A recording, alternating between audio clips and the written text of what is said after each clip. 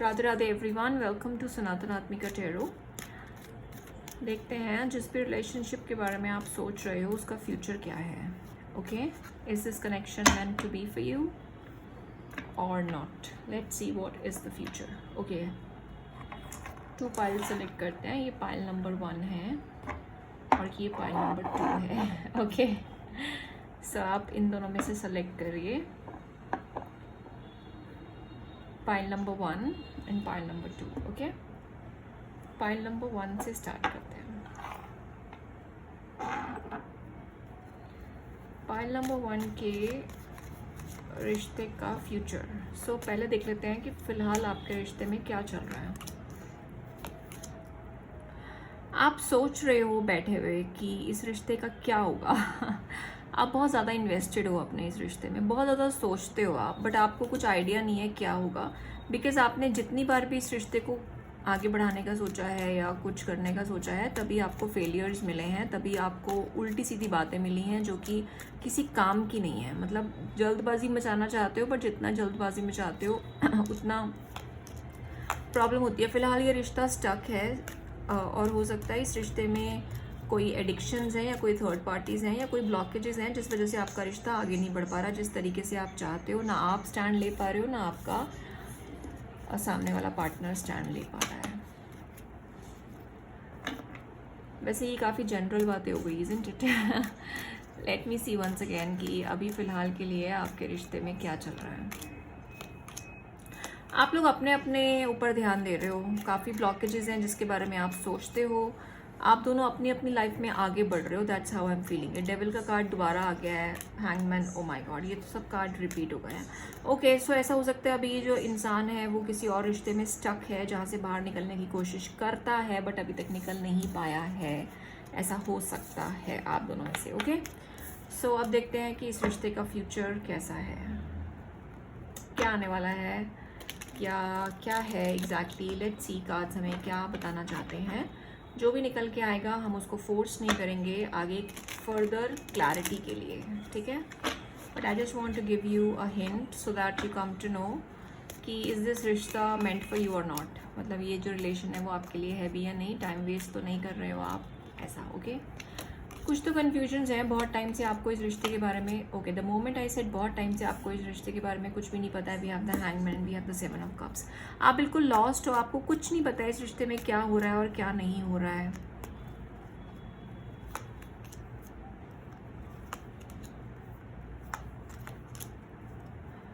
Okay, तो हाँ, रिश्ते का फ्यूचर ऐसा है कि आपको क्लैरिटी मिलनी चाहिए।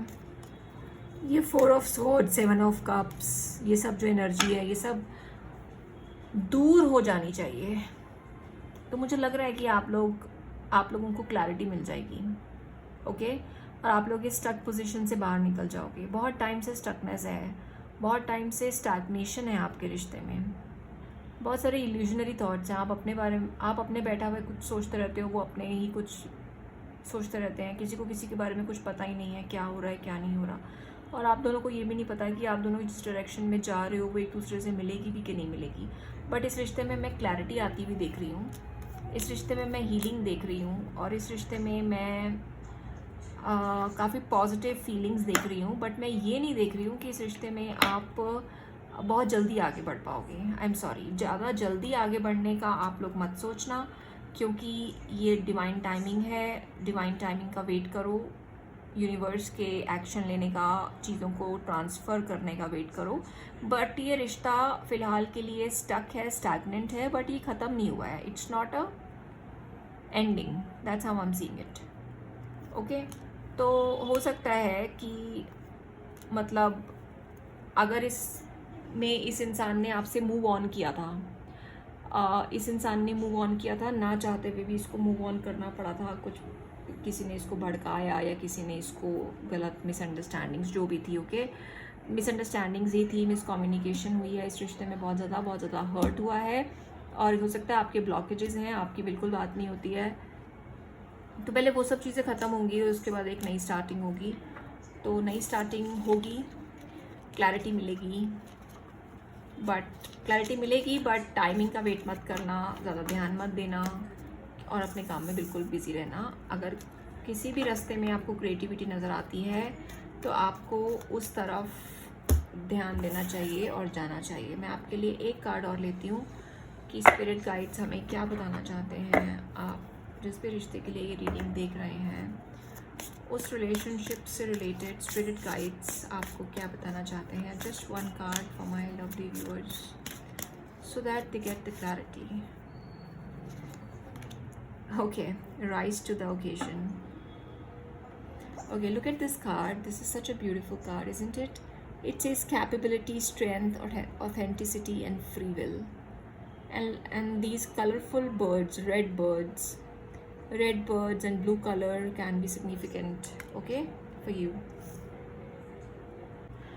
सो आपसे इतना ही कहा जा रहा है कि आप अपने पे ध्यान दीजिए, आप अपनी ऑथेंटिक एनर्जी में रहिए। आपकी एक फ्री विल है और आपको जो भी पार्टनर अट्रैक्ट करना है वो आप इजीली कर पाएंगे जब आप फ्रीली अपने काम करेंगे। फ्री रहेंगे ना अपनी एनर्जी में, तो फ्री रहने वालों की एनर्जी काफ़ी अट्रैक्टिव होती है और उनको प्रॉब्लम नहीं आती। मतलब वो फालतू की प्रॉब्लम्स के बारे में ज़्यादा सोचते नहीं हैं, हवा में उड़ा देते हैं।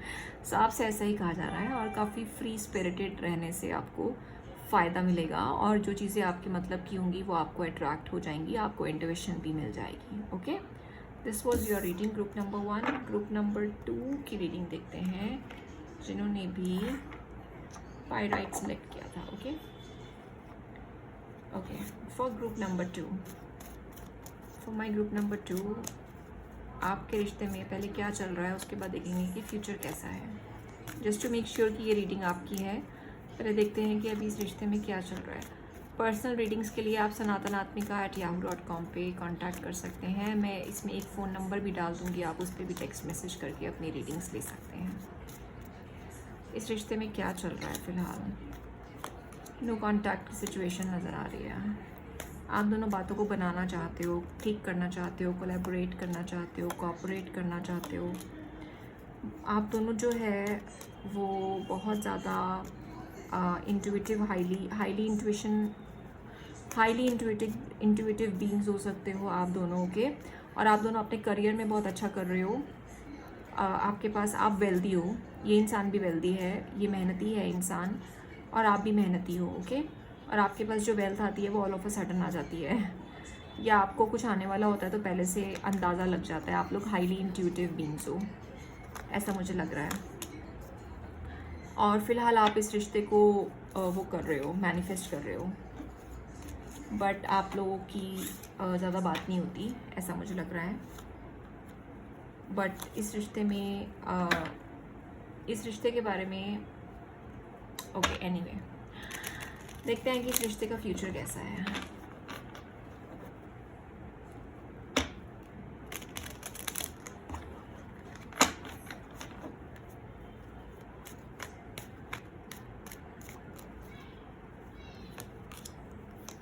फाइव से आया था, इस बार भी 5 से स्टार्टिंग हो रही है। ओके, मुझे लगता है आप लोग इसमें एक सक्सेसफुल तरीके से आगे बढ़ने वाले हो।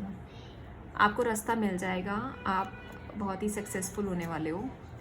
मुझे ऐसा लग रहा है आपको स्ट्रैटेजी मिल जाएगी। जो स्ट्रैटेजीज़ अभी तक काम नहीं कर रही थी, आप नहीं बना पा रहे थे, वो स्ट्रैटेजीज़ अब काम करने लगेंगी। And I think you will be able to ditch the situations जो भी आपके फेवर में काम नहीं कर रही हैं। ओके, जो भी आपके फेवर में सिचुएशंस काम नहीं कर रही हैं, आपके रिश्ते में बहुत ज़्यादा सोलमेट लेवल का कनेक्शन है। मतलब आप दोनों एक दूसरे के साथ बहुत ही अच्छा फील करते हो, बहुत ही एक्साइटेड और लविंग फील करते हो सकता है आपके रिश्ते में अभी इस इंसान को या आपको कोई एक चॉइस बनाने की ज़रूरत है, बट आप अपने इस पार्टनर को बहुत ज़्यादा इन्फ्लुएंस करते हो। आप दोनों को एक दूसरे पे बहुत ज़्यादा इन्फ्लुएंस है and you will be able to make your things. अगर आप बहुत ज़्यादा मैनिफेस्ट करते हो, करना चाहते हो, किसी से डिस्कस नहीं करते हो अपने रिश्ते के बारे में, और अगर आप साइकिक हो या इंट्यूटिव हो या टैरो रीडर हो या ऑकल्टिस्ट हो या भगवान में बहुत ज़्यादा विश्वास करते हो, मेडिटेशन करते हो, ऐसा कुछ भी है, तो भगवान आपका साथ देगा और ये जो रिश्ते की जितनी भी वो हैं वो सब आपके फेवर में आ जाएंगी, ऐसा मुझे लग रहा है। और आप इस इंसान को अपने तरफ अट्रैक्ट कर लोगे और आगे बढ़ जाओगे और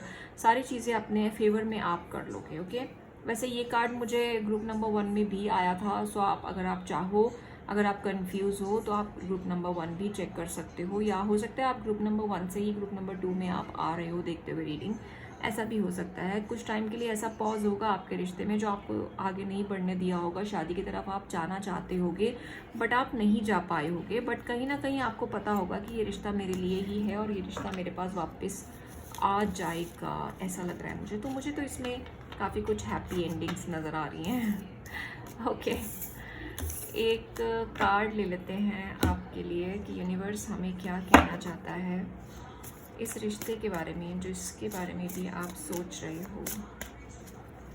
1 card for this relationship. Cleansing, releasing resentments, making amends, order in the forest. Okay, so we have eyes. Eyes can be significant, green color can be significant, yellow color growth can be significant, and look at these eyes. मेरा तो ध्यान इन eyes पे जा रहा है। I don't know, frog की eyes हैं शायद frog की eyes हैं। Okay, मुझे लगता है आपके दिमाग में थोड़ा क्लटर है, आप बहुत ज़्यादा सोचते हो, बट ऐसा ज़रूरी नहीं होता कि जिस तरीके से हम सोचें चीज़ें उसी तरीके से काम करें, जिस तरीके से हम चाहें सब कुछ उसी तरीके से हो। तो मुझे लगता है आपको क्लेंजिंग करने की ज़रूरत है, आपको स्पेस बनाने की ज़रूरत है अपनी एनर्जी में, और अमेंड्स करोगे तो आपको ऑलरेडी चेंजेस हैपनिंग होते हुए नज़र आएंगे। हम जिस तरीके से चाहते हैं उस तरीके से नहीं हो सकता है, कुछ जो मतलब जो सर्कमस्टांसेस रहती है ना, वो जैसे एक के बाद एक होना है तो वो हुआ नहीं, कुछ उसकी पोजीशन आगे पीछे हो गई, मतलब ओके चलो जो भी है, बट आपको नेचर पे विश्वास करने की ज़रूरत है, और नेचर पे विश्वास करो और अपनी एनर्जी को क्लीन करो। आप अपनी एनर्जी को क्लीन करोगे, इस रिश्ते में ऑलरेडी अमेंड्स आने और दिखने शुरू हो जाएंगे आपको। Give it a thumbs up, support the channel please, and share this reading with your friends, and we will meet again.